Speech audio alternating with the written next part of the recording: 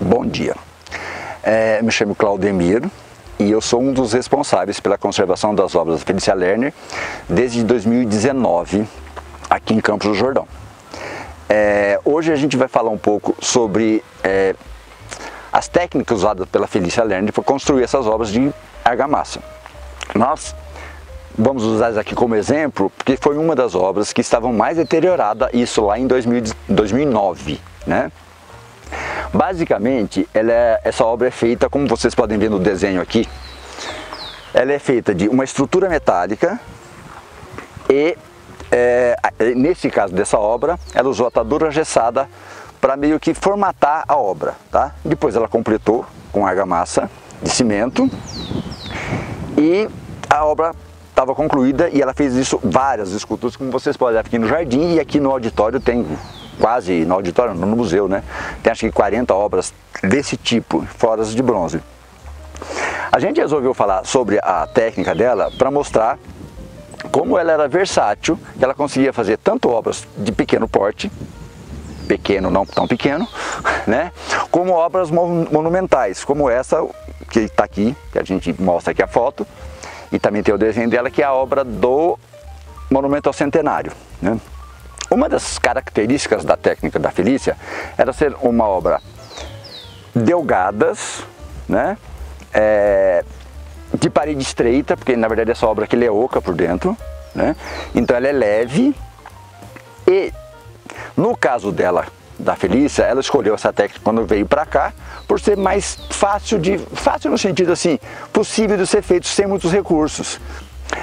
Eu peguei como exemplo essa obra, que estava, como eu falei, era uma das que estava mais deterioradas, mas ela estava muito deteriorada porque as tentativas de restauro, de recuperação dela, quando acontecia algum problema, era o desconhecimento da técnica que ela usou, né?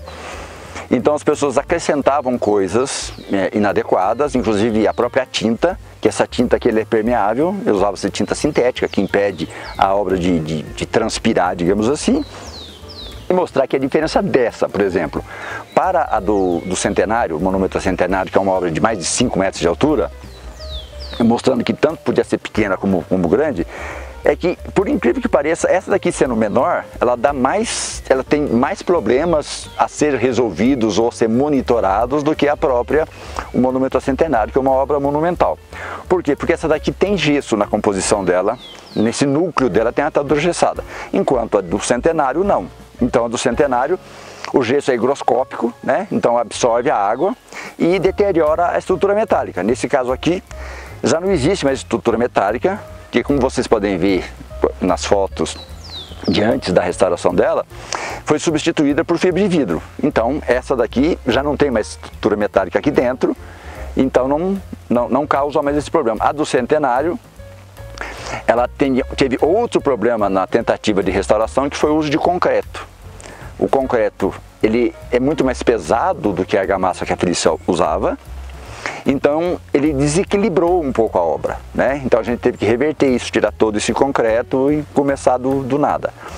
Por quê? E uma das características principais da obra dela, dessas de argamassa, além do uso de argamassa, que é um material sensível, digamos assim, é o fato dos formatos, né?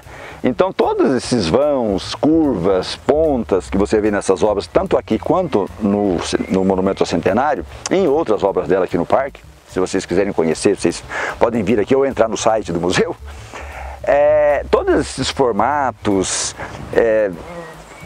ajudam a obra, não só ajudam, estruturam a obra. Então, essa obra, por exemplo, ou as demais, se a gente conseguisse retirar internamente toda a estrutura metálica dela, ainda ela permaneceria íntegra, porque o formato dela ajuda nisso. E além da Felícia Lerner, outros artistas até hoje ainda usam essa mesma técnica, tá?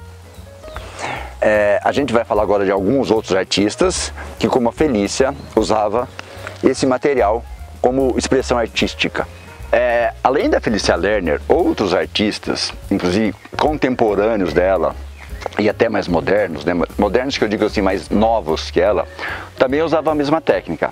Por exemplo, esta aqui é uma obra da Felícia Lerner, que existe ela aqui em argamassa e existe ela em bronze, né? Essa aqui está aqui em Campos do Jordão e a de bronze está no Palácio Bandeirantes, em São Paulo.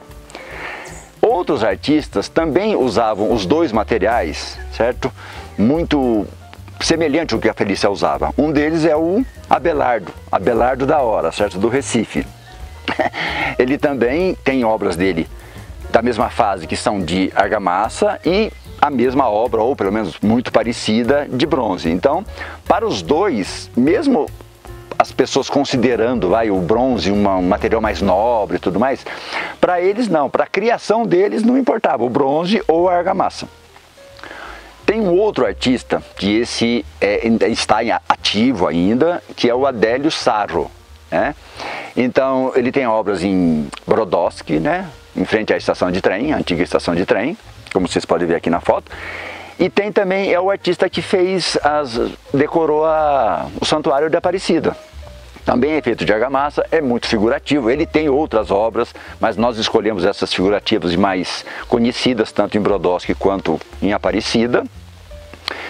E além dele, um que a gente escolheu não se limita só a esses, tá? É só uma questão de... a gente pegou só como exemplo.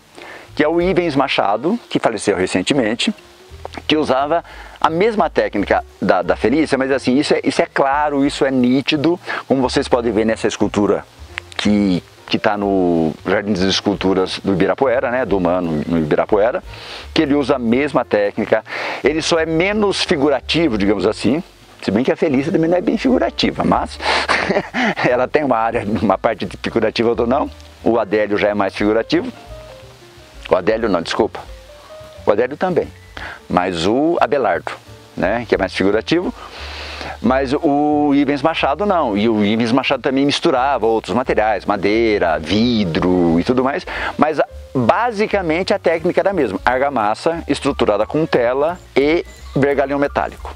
As obras da Felícia Lerner, né, aqui do museu, elas são constantemente conservadas. Como elas ficam ao relento, tá? E aqui em Campos do Jordão, principalmente aqui no parque, a gente tem todas as estações no mesmo dia, 3 vezes por dia. Então aqui faz sol, chove, faz frio, tem neblina e tudo mais. Então o que a gente tem aqui? Tem um problema aqui de umidade e proliferação de fungos. Aí depois dos fungos vem o passarinho, vem o inseto. Então é uma conservação constante, porém simples.